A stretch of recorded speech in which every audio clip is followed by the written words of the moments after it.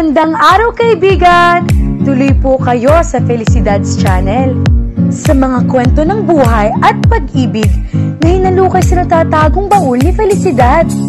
Pero bago po tayo magpatuloy, huwag niyo pong kalilimutan na i-like ang video, i-subscribe ang channel, at i-click ang notification bell para lagi kayong updated sa mga parating pa na upload.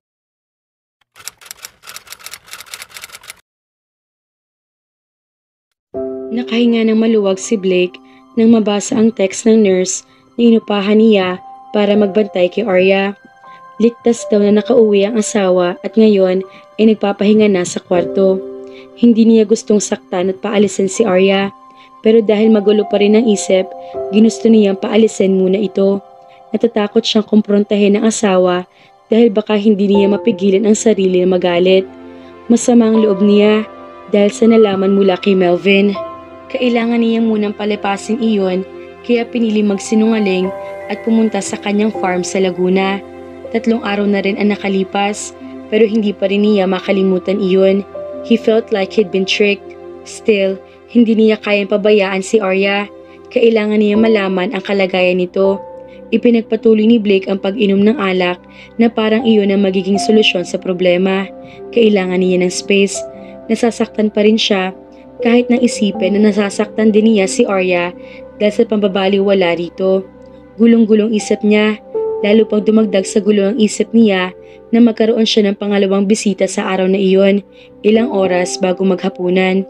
You're drinking yourself to death? Ha? Maybe you have realized that you were very stupid to get married, huh?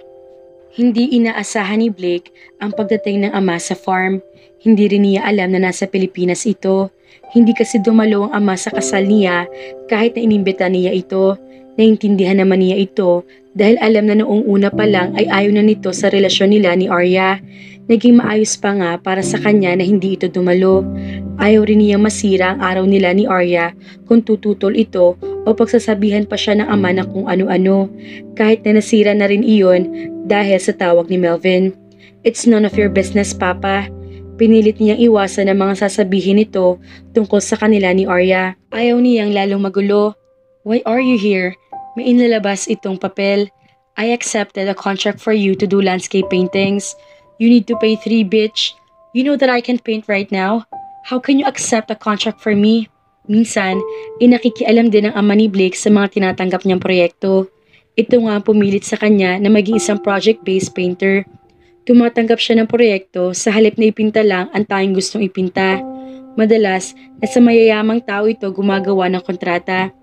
Because you need to be pressured. This project I accepted on your behalf is worth 100,000 euros, Blake. With that, you would be forced to paint. Stop thinking of that girl.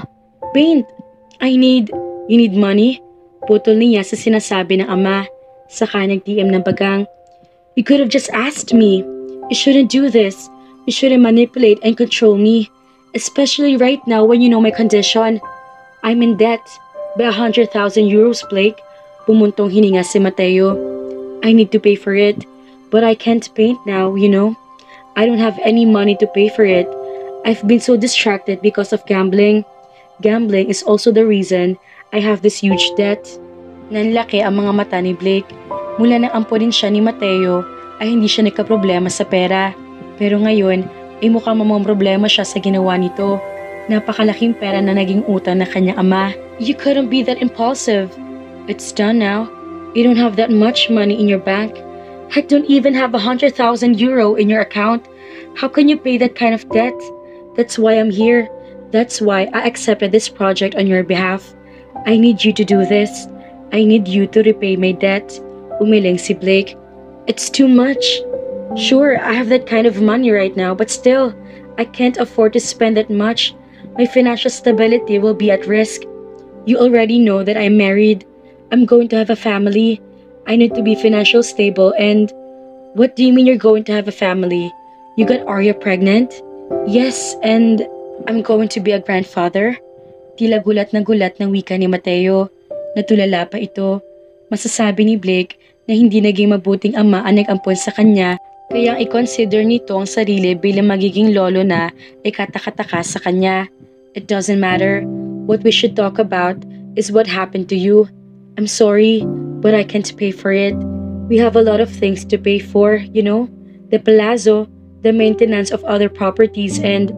No, you can't make me suffer like this, Filio mio. You are my son. You promised me that you will support me. Nag-iwas siya ng tingin. You provided for me, taught me a lot of things when I was younger, but you have never been good to me. You controlled me. You showed me nothing. You showed me no love. And now, you are asking too much.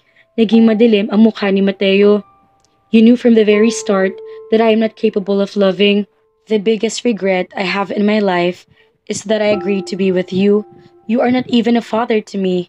Hindi na niya naiwasang sabihin sa ama. Isa sa mga dahilan kung bakit hindi nagustuhan ni Blake na nabuntis niya si Arya ay dahil natatakot siya maging ama. Hindi siya nagkaroon ng sariling ama at lalo hindi siya nagkaroon ng mabuting ama sa katauhan ni Mateo. Kaya paano niya malalaman kung paano maging isang ama? Hindi niya masabi kay Arya na mahal niya ito dahil hindi siya makaramdam niyon sa kahit na sino. Ang tanging pagmamahal lang na naranasan niya ay ang pagmamahal ng ina na iniwan din siya sa huli. Hindi niya gusto iyon. At si Mateo, na kahit sumikat na siya, ay wala man lang ni katiting na pagmamahal na nakukuha siya mula rito. Kagaya pa rin nito ang dati. Panay rin pa ang pangongontrol ang alam nito. Umisi ang matandang lalaki. You shouldn't regret coming to live with your real father, Blake. Kumunot ang noo ni Blake. Che, what are you talking about? Don't you see a resemblance with each other? You look Italian just like me. You are very good in painting just like me. And you're as cold-hearted as me. No, nangihinang wika niya. Napansin niya ang pagkakahawig nila ni Mr. Artela. Pero ayaw niyang isipin. Hindi niya gustong isipin. Kung totoong anak nga siya nito, hindi siya dapat itatrato ng ganoon. Matatanggap pa niya kung tatratuhin siya ni Mateo ng ganoon dahil ampon lang siya. Pero ang malaman na tunay niya itong ama at ngayon lang iyon sinabi sa kanya, sasabog na yata ang damdamin niya sa sobrang sama ng loob. Do you think someone with my attitude will adopt some child? Do you think a nun go to an orphanage to adopt would have let someone like me adopt a vulnerable child like you? I didn't adopt you, Blake. They gave you to me because I am your real father. Father? You're my real father? And you kept it a secret from me? You didn't even intend to tell me the truth until now? Napahawak si Blake sa pader ng kwarto para hindi siya mabuway sa naging revelasyon. Naalimpungatan si Arya sa pagpapahinga na marinig na may kumalabog sa labas ng kwarto. Bumangon siya para tignan iyon. Sila lang ng personal nurse ang nasa condo unit at ang alam niya ay maaga rin ito nagpahinga kagaya niya. Nang lumabas ay nakita niya magulong hitsura ni Blake na halos humalik na sa sahig. Mukhang lasing na lasing ito. Sinubukan niyang pabangunin ng asawa. Tinulungan siya ng driver na kasunod ni Blake na mukhang sinundan ng asawa dahil na rin sa itsura nito. Lasing na lasing siya, ma'am. Kahit noong nasa kotse at nagpahatid dito ay umiinom pa rin siya. Matindi pa talagang problema niya at nagawa niya maglasing ng ganito. Hindi maiwasang maitanong ni Arya sa sarili. Tinanguan siya ng driver. Nagpatulong siya sa driver para dalhin sa kama si Blake na mukhang gusto niya yatang matulog sa sahig dahil sa sobrang kalasingan. Pagkatapos, ipinaalis na niya ang driver. Inisikaso ni Arya ang asawa. Kumuha siya ng bimpo at binasa iyon para punasan si Blake. Pagbalik niya para isagawa iyon, nakita nagmulat ng mga mata ang asawa. He still looked groggy. Tinitigan siya nito habang pinupunasan niya. Okay ka na ba ngayon kaya pinili mo na bumalik sa condo unit? Sinubukan ni Arya na magtanong. Umiling si Blake pero nanatili pa rin na nakatitig sa kanya. Nasaktan siya sa ginawa at sinabi ng asawa sa farm pero hindi maiwasang magtaka sa klase ng titig nito. It seemed special even though she could surely say that there was sadness in that look. Pero pinilit niya huwag pansinin iyon. Ang mahalaga ay bumalik na si Blake sa condo unit. Sooner or later, magkakaayos din sila. Gusto niyang umasa. Hindi niya kaya mawala ito sa kanya. Lalo na ngayon magkakaanak na sila. Nang matapos sa pagpupuna sa itaas sa parte ng katawan ni Blake, kung saan nararamdaman din ito ang kalagkitan, nakatitig pa rin ito. Gusto mo ikuha kita ng kape para mahulasan ka? Tanong niya. Umiling ulit si Blake. Pagkatapos ay niyakap siya. Bahagyan ng inig si Arya sa ginawa nito. Naramdaman niya ang kapanibigan ng yakap sa asawa. Ganoon din naman siya. Bumilis ang tibok ng puso niya. Namiss niya ito. Huwag kang gagaya sa kanila ha. Huwag mo kong iiwan. Tiningala niya ang asawa dahil nawirdahan siya sa sinabi nito. Anong, hindi mo ko iiwan diba?